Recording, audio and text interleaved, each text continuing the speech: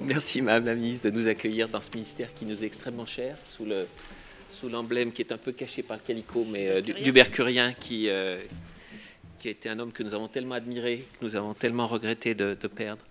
Donc bonjour à toutes et à tous. Nous sommes réunis pour solenniser la signature d'une chaire Data Scientist, qui est une chaire portée par l'École Polytechnique en liaison avec Télécom et dont les mécènes sont trois grandes entreprises françaises, Kérus, entreprise on peut dire de taille intermédiaire peut-être, hein, et nous savons combien les ETI sont importantes pour le tissu industriel de notre pays. Thales, qui est cher à notre cœur, notre voisin sur le plateau de Saclay, et puis Orange, qui évidemment est une entreprise que nous connaissons particulièrement bien. Alors, avant de vous parler de la chaire, dont les autres orateurs vous parleront évidemment très, très savamment, juste un petit mot sur l'école pour replacer cette chaire dans une stratégie de l'École Polytechnique. L'École Polytechnique a une stratégie.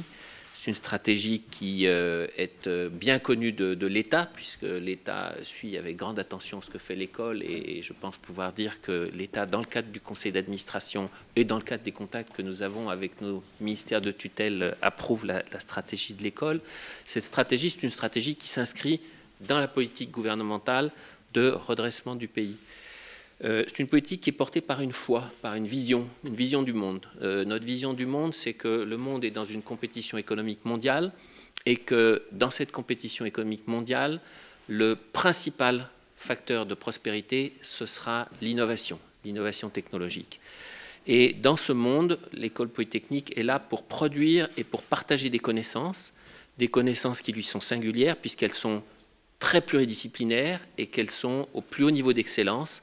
Elle fait cela pour ses étudiants, pour ses 3000 étudiants, 2000 polytechniciens, 1000 élèves de l'école gradués, pour les entreprises qui sont pour nous un client extrêmement important, et pour la société vis-à-vis de laquelle nous avons des responsabilités. Et nous faisons cela en développant l'esprit entrepreneurial, l'audace, ce qu'on appelle maintenant aux États-Unis par un mot qui vient de l'hébreu, la chutzpah. Il faut avoir du culot, de l'audace, et bien sûr en conservant le sens de l'intérêt général. Donc voilà ce qu'est l'École Polytechnique. Pourquoi une chaire sur le big data, sur ce qu'on appelle les données massives?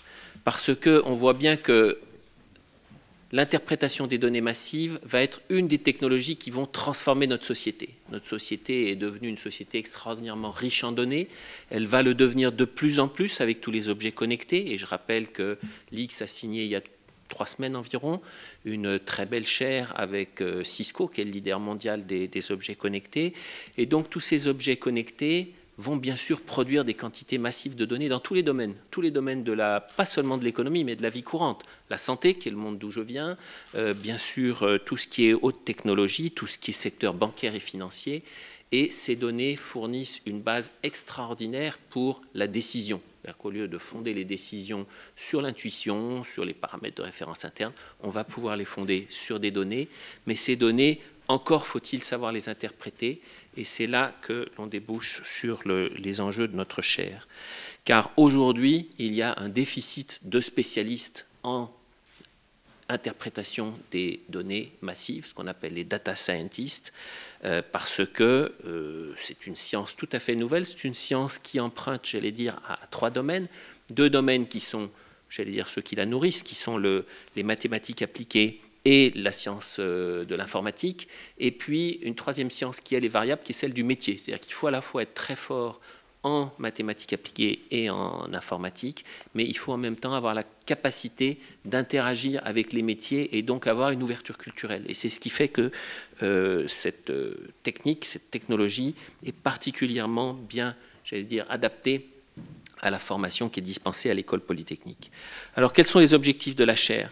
Premier objectif, c'est de soutenir nos formations en sciences des données, donc à travers à la fois nos enseignements du cursus ingénieur et un parcours de master qui est cohabilité entre l'École Polytechnique et Télécom, qui est, vous le savez, une école extrêmement proche de nous et qui nous rejoindra bientôt sur le plateau de Saclay. Et la chaire, de ce point de vue-là, nous permettra de recruter un enseignant-chercheur résident, de contribuer au recrutement d'un ingénieur système qui s'occupera de l'infrastructure informatique, qui est évidemment très essentielle pour ce genre de formation. Et puis, nos partenaires mécènes que j'ai cités proposeront des stages. Ils fourniront des jeux de données associés à des usages pour permettre d'entraîner les étudiants, des logiciels dédiés, et nous les solliciterons pour des interventions professionnelles et pour présenter des cas d'usage dans le cadre des formations. Ils contribueront aussi à travers l'octroi de bourses et des remises de prix aux étudiants les plus méritants. Deuxième objectif de la chaire, c'est de soutenir des actions de formation continue et, sans trahir de secret, c'est un mini-scoop, sachez que l'école polytechnique a fait l'acquisition d'une structure de formation continue, donc bien sûr nous sommes un établissement public qui acquiert une société anonyme, il faut évidemment des autorisations du ministère du Budget, donc nous n'avons pas encore fait d'annonce officielle, mais nous avons bon espoir que cette opération prospère, et donc nous aurons le bon véhicule pour effectivement faire de la formation continue. D'ores et déjà, nous avons lancé une formation courte, en 10 semaines, qui permet de former les managers à ce que sont les enjeux des données massives. Troisième objectif de la chaire, c'est d'encourager des recherches innovantes et originales en sciences des données appliquées au big data, car nous savons bien que la recherche doit toujours être derrière l'industrie pour faire en sorte que nous puissions progresser. Donc, au sein de l'école polytechnique, ces travaux s'appuieront sur 2 laboratoires, sur le centre de mathématiques appliquées et sur le laboratoire d'informatique de l'X, qui est en plein développement, qui vient de faire des recrutements importants. Le porteur de la chaire, c'est Erwan Le Pennec, qui est au premier rang ici, qui est professeur associé au département de mathématiques appliquées de l'école depuis septembre 2013, et qui effectue des recherches sur les problèmes liés aux données en traitement du signal et en statistique, donc au sein du CEMAP, au sein du Centre de mathématiques appliquées.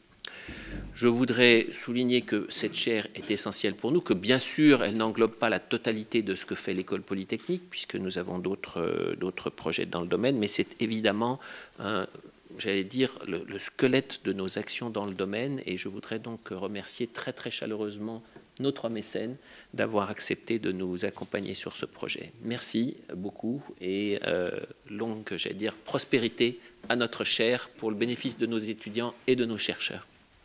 Merci.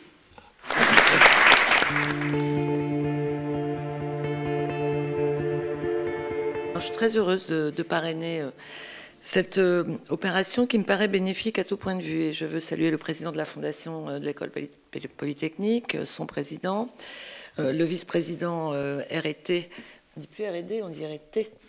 On devrait dire RTII, d'ailleurs, innovation de Thales, Marco Herman, que j'ai souvent l'occasion de rencontrer. Eric Cohen, PDG de la société Kerus, ces ETI dont on a tellement besoin, vous avez bien fait de le rappeler, qui sont 4 fois moins nombreuses en France qu'en Allemagne, ceci explique peut-être cela, et qui peuvent stimuler aussi des grands groupes comme Orange, finalement, chez Bruno Mettling. Et je pense que maintenant, on a compris qu'il fallait non plus séparer l'académique du professionnalisant de l'entreprise avec des cloisons bien étanches pour que personne ne dénature sa mission originelle et toujours plus pure que celle du voisin, est toujours plus utile, et qu'on est au contraire dans un décloisonnement et une fluidité qui me paraissent absolument indispensables. Je le dis en plaisantant, mais c'est une conviction vraiment forte. On est un pays où on aime trop cloisonner, et c'est valable pour tout le monde, où on ne peut pas être à la fois respectueuse du savoir académique dont on a besoin, parce qu'on a besoin dans votre domaine de big data, on a besoin de maîtriser des algorithmes si on veut être créatif et agir sur le fond des choses, mais on a aussi besoin de savoir écouter les usagers, y compris d'en faire des acteurs, parce que le marché de demain, et vous le savez tous, ce sont les usagers actifs, donc l'interactivité doit être présente dans tous les domaines, y compris des domaines qui jusqu'à présent d'ailleurs étaient des domaines de souveraineté, je pense à l'espace, mais aussi à d'autres domaines. Nous devons, nous Français, mais nous Européens, parce que c'est bien cet échelon-là que ça se passe, nous battre pour faire des champions. Nous battre pour faire des champions, et vous avez raison de le dire, il est grand temps de le faire, et ça intègre aussi la techno. Je n'opposerai pas la techno aux usages, même si je pense que nous devons développer davantage notre culture des usages et des services, parce que c'est peut-être pas la première culture spontanée, ni de nos systèmes de formation, ni même du modèle français, si tant est qu'on puisse encore utiliser ce terme. Donc avoir une formation technologique, avoir une formation scientifique, être attentif aux différentes applications qui vont de l'espace à la santé. Moi, je suis très étonnée, j'invite ceux d'entre vous qui n'auraient pas eu l'occasion de le faire, d'aller dans des laboratoires, dans des centres d'oncologie, de recherche sur le cancer. Il y a 10 ans, on voyait que des big pharma. Maintenant, on voit les big data. Et c'est vraiment une évolution assez récente qui est liée avec un peu de retard au séquençage du génome et à la masse de données que nous devons traiter pour avoir une médecine personnalisée, une médecine ciblée, une médecine moins invalidante lorsqu'on traite par exemple d'un cancer et qui soit vraiment adaptée le plus possible à la spécificité de chaque individu révélée par la cartographie du génome.